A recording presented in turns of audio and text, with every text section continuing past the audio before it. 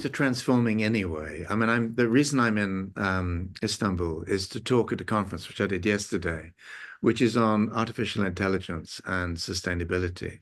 So AI, whether we like it or not, is going to transform. Maybe not quite on the timescales that some of its key proponents and investors imagine, but probably sooner than most of us would like. Those market transformations are underway, and renewable energy and a bunch of other exponential technologies are taking us in that same direction. But to your question, the latest book came out of, well, it's partly a memoir. It's partly people kept asking me, and particularly younger people as I travel around the world, the questions would be, what in God's name got you started on this journey? Why? What was it like? If you go back, I've been 50 years now professionally in this space. What was it like back then? And at a time when people are trying to stick labels on the survivors here, like here at the AI conference, they were yesterday describing me as the father of sustainability, and I was saying that's absolutely not true.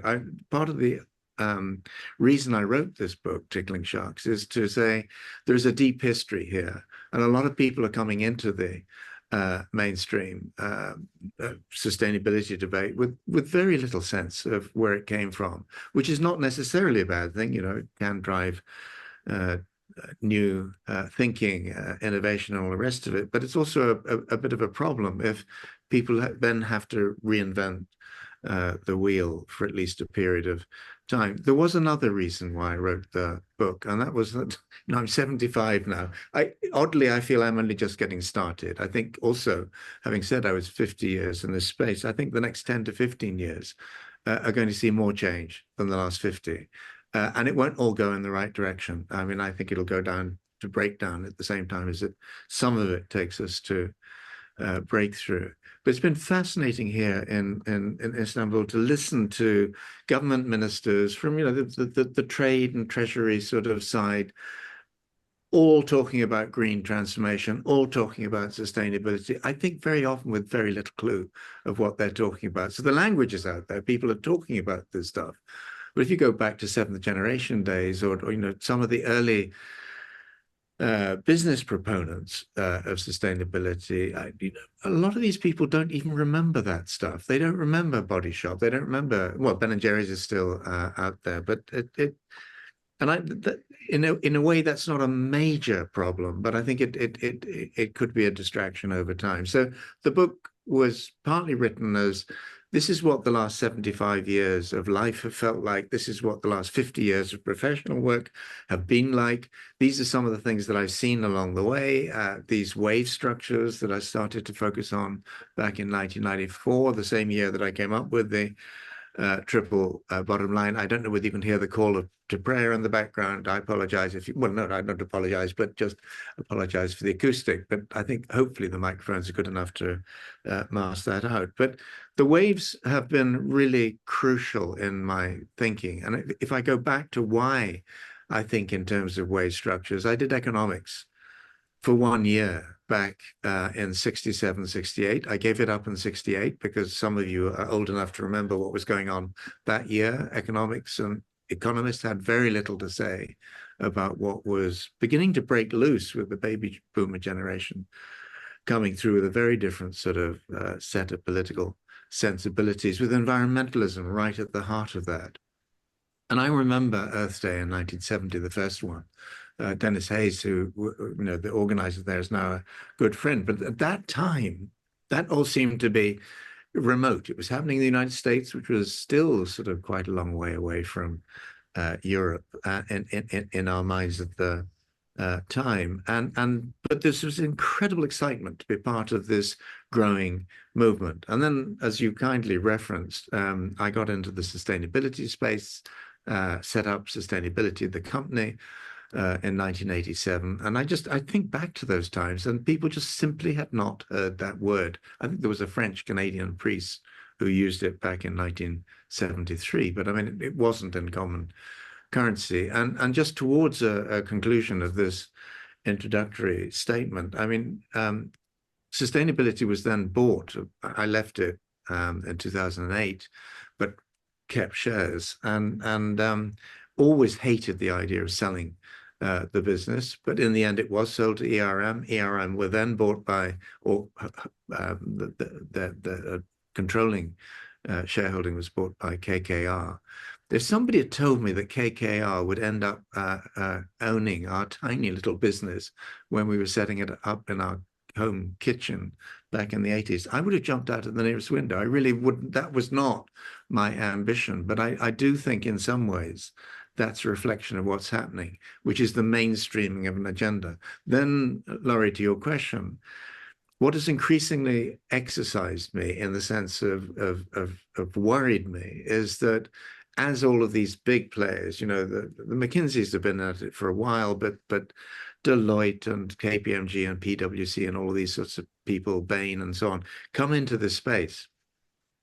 They're helping people address an agenda, which, if I put it politely, is a somewhat stripped down version of what I think many of us and the sustainability movement, such as it is, or industry, had in mind. So a lot of it is to do with individual businesses. ESG is largely about that world of how can we improve individual companies and their good work, but I mean boards and their brands and their business models and their supply chains.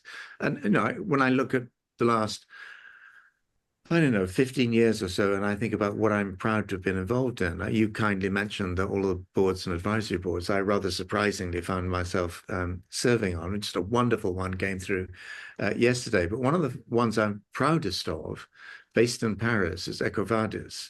Some of you may have heard them, but I joined them in 2007. They were then 6 people. They're now 1,700 people. Some of you built, I imagine, bigger businesses than that, but that's been something of a rocket ride. And when I started, they were tracking, I don't know, a few dozens of companies around the world. It's now 130,000 plus and growing very rapidly. And AI is right at the heart of that. They have a very big operation in Warsaw in particular, which is full of AI experts. So I think this is an incredibly exciting time. I also think it's an incredibly dangerous time because our agenda, whether we like it or not, is becoming very political. It's becoming politicized. And that's particularly clear with ESG, the pushback against people like Larry Fink at BlackRock. But it's also, you see Germany with the heat pushback against heat pumps on the sort of cost of living basis. You see it across Europe with the pushback from the farming community in terms of controls on greenhouse gas emissions, particularly pig farms and things like that, and the use of pesticides on agricultural chemicals. So, some people may be expecting this will fade. I actually think it's going to build, and very, regardless of what happens in the American elections in November. And I think that's, in a sense, inevitable. And I also choose, and it is a matter of choice to some degree, to interpret it as good news, because I think what's happening is the sustainability agenda, which many of us have been beavering on, way on for so long, as it goes into the mainstream, is starting to really frighten people with strandable assets and vested interests and so on. So it's no surprise that, and it's not just the fossil fuels folk, that people are starting to push back against all of that. But I think that's this is such an exciting period because I think the people talk fairly freely about paradigm shifts. This is my final point, but I sometimes say that the book that had the biggest influence on my entire life was a book called The Structure of Scientific Revolutions by Thomas Kuhn. I read it when I was 14. I recently tried to find a copy at home in the bookshelves, and I found 5 copies because I keep buying it. And I keep buying it because I keep wanting to go back and test things that I thought I remembered from reading it, almost, well, certainly over 60 years ago. And routinely, I find what I remember to be correct. Don't try and read it incidentally. It's a terribly written book, but it was really powerful because it brought in the idea of the paradigm shift. And what Kuhn said, as many of you will perhaps know, is that true paradigm shifts, so not how many stripes of what color flavorings you put in a toothpaste, but these are things about how we think about our position in the universe and our world and so on. He said basically these take 70 to 80 years to crank through. In the last 10 to 15 years, they go exponential. The things start to move very, very fast. But for the people who are trapped in the old paradigm, uh, it's a nauseating experience. And he gave some really interesting optical experiment examples from Hanover back in the late 19th century as an example of what can happen in those circumstances. But I do think that one of the things that happens is that people get frightened and they start to push back. That's where I am. I'm interested in markets. I'm not an expert on markets. As I said right at the beginning, I gave up economics too long ago to actually even remember exactly why I did it. I slightly regret it now because economics is becoming really, really interesting. You know, Mariana Mazzucato, Kate Rayworth, there's some really interesting folk in that field.